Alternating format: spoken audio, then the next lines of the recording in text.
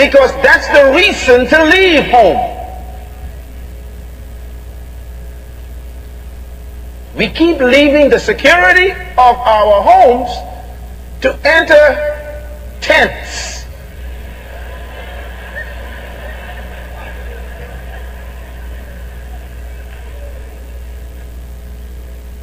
Shacks.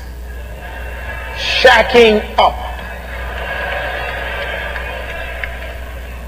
Tell your neighbor, stay home. At least you know where it is. Clap your hands right there. That's right. You know where home is.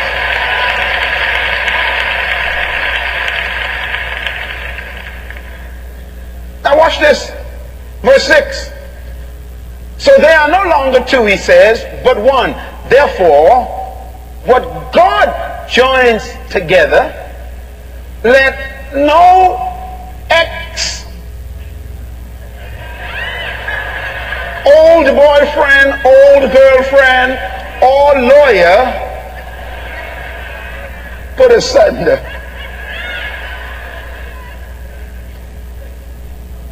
Whom God joins together, he says, let no lawyer, no judge, no ex-boyfriend, girlfriend, or spouse, or even prophet put asunder. The emphasis here is whom God joins together. God does not marry everybody. The only people that God actually marries are the ones Jesus says qualifies in the beginning.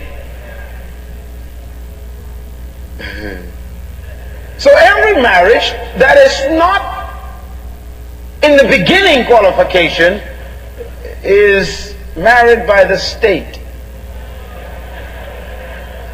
Let me put it another way. Coming to a church building and standing here does not guarantee that God join you together.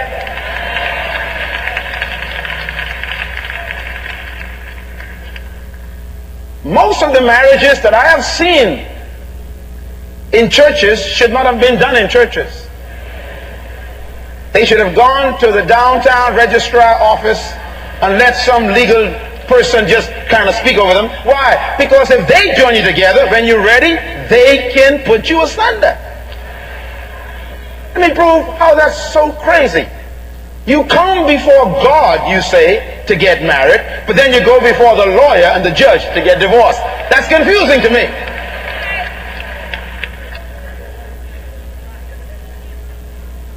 If you come before God to be put together, then when you're ready to be put apart, invite everybody back. Come on, let's talk about this. Get the bridesmaid, get the groomsmen, get the music, get all the flowers, and make sure God is present, and say, now we want to be put asunder. I dare you. How dare you come before God to be married and go before the judge to be divorced? You hypocrite, you.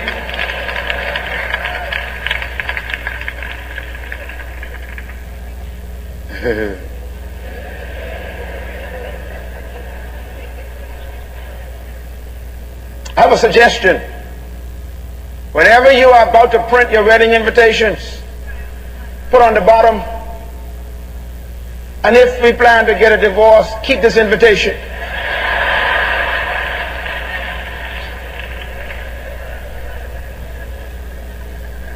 That's how ridiculous it is to walk down these aisles in a white dress and a blue and a dark suit and tell God I do before him, and go before a judge and says I don't.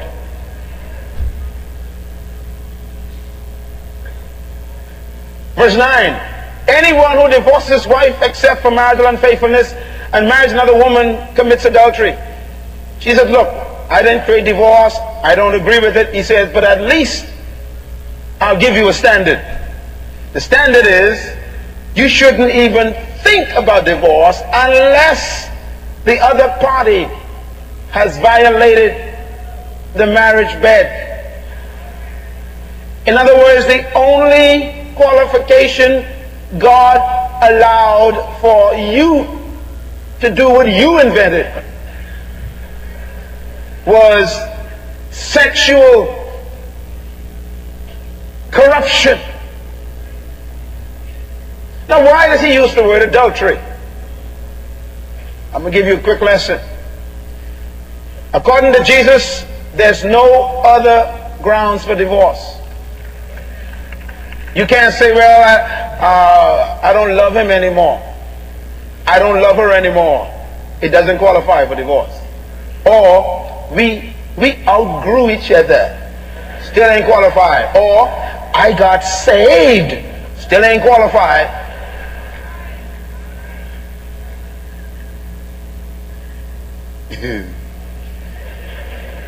The only way out of what you can't wait to get in is adultery. That means that right now in heaven, God have a lot of people already and still married who are already divorced on earth. They're still married in heaven. God said, no, they ain't qualified, so they're married. That's why they keep committing adultery over and over again with other people, because as far as heaven is concerned, you are still married.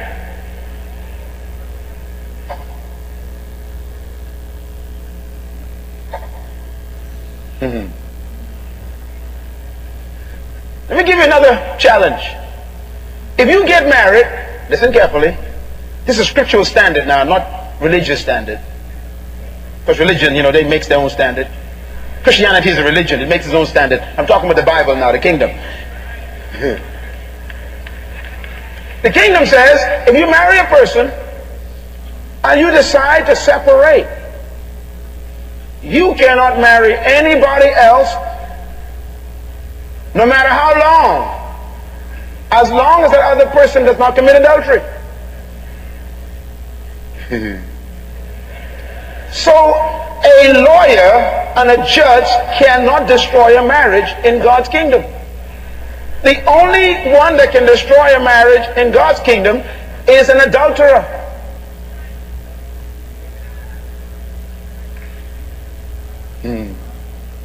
So if you decide you can't live with somebody anymore, not on the grounds of adultery, and you live apart, God's watching. Because in heaven you're still married. And I don't care how many women who wink at you or how many men wink at you and say they love you, you can't get involved. Why? In heaven you're still married. As long as that other person does not commit adultery, you are married before God. This is kingdom standard. Now when they commit adultery, and you know and prove it, you are free to marry again. That's the grounds of kingdom. Do you know why? Because whenever you get married and you consummate that marriage with sex, blood is spilled. That's why two men cannot consummate a marriage.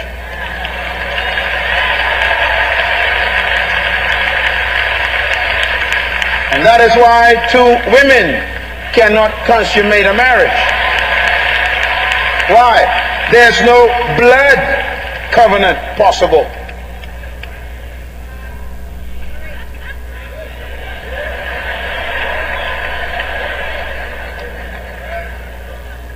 See, marriage is not about rings.